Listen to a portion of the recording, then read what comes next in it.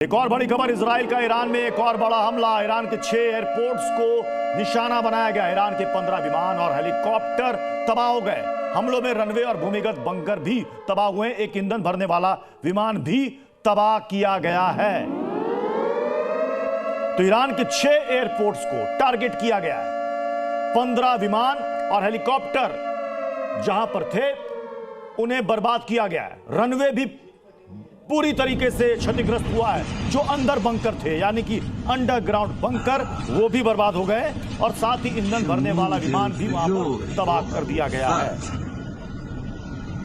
ये देखिए तस्वीरों में, ये इजराइल की ईरान पर एक बड़ी स्ट्राइक की तस्वीर है।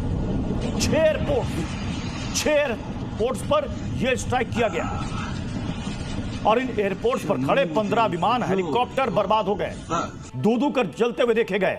उसी की तस्वीर आप देखिए, ये जो वीडियो आप देख रहे हैं, इस पे बंकर भी बर्बाद हुआ है। एक ईंधन वाला विमान भी इसमें बर्बाद हुआ है। लगभग 6 एयरपोर्ट्स को टारगेट किया गया है ईरान के।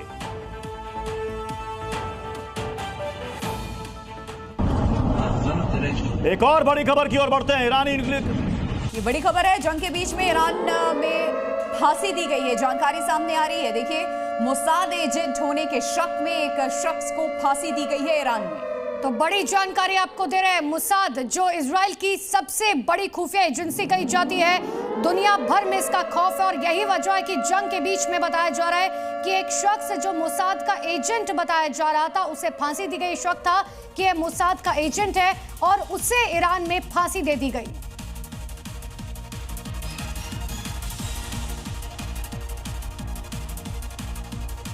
एक बड़ा अपडेट जो जानकारी हमें मिल रही है, इजरायली ड्रोन हवा में तबाह। अभी का एक बड़ा अपडेट आपको बता दें, ईरान ने ड्रोन को मार गिराया है।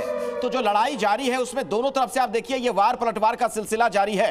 ईरान के खुर्रमाबाद में ये हमला नाकाम कर दिया गया है। ड्रोन को आसमान में ही तबाह कर दिया गया और ये देखिए वीडियो किस तरीके से उसे इंटरसेप्ट किया गया। ईरान ने ड्रोन को मार गिराया है और ये दोनों ही देशों से इस तरह की खबरें आ रही हैं। एक दूसरे पर जब हमले किए जा रहे हैं, उनके मिसाइल हो या फिर ड्रोन हो, कई बार उन्हें मार गिराया जाता है और कुछ टारगेट को हिट करने में भी कामयाब हो जाते हैं। हम जो रिपोर्ट मयंक जी दिखा रहे थे थोड़ी देर पहले, ब्रजेश हमारे सहयोगी वहां बंकर के अंदर गए थे, उसे देखकर तो ऐसा लग रहा है कि इजराइल ने ऐसी व्यवस्था कर रखी है कि लंबे वक्त तक भी लड़ाई चले तो उनके लोग महफूज रहेंगे। अखिलेश जी, जैसे वो बंकर दिखा रहे थे, मेरे सहयोगी कल राठौर और हम यही डिस्कस कर रहे थे कि कितना पुख्ता इंतजाम करके रखा है और सब चीज बड़े सोच समझ के वहां पर प्रोवाइड की गई है। वहां पर वेंटिलेशन रहेगा, उसके लिए पूरे पाइप का सिस्टम है, पंखे रखे, कुर्सी रखी है। लंबे समय तक, जैसे कि आप कह रहे हैं, टिकने की अगर व्यवस्था करनी पड़ जाए तो पूरी व्यवस्था वहां पर मौजूद है और बड़े सिंसियरली मेहनत से सोच समझकर इस चीज को डिजाइन किया गया है। मैं तो कहता हूं कि हमें इस चीज की भी सीख लेनी चाहिए कि किस तरीके से ये शेल्टर बनाए जाते हैं। और थोड़ी सी हास्यास्पद चीज है कि 2 बारिश होती हैं तो दिल्ली के जो अंडरपास है उसमें पानी भर जाता है।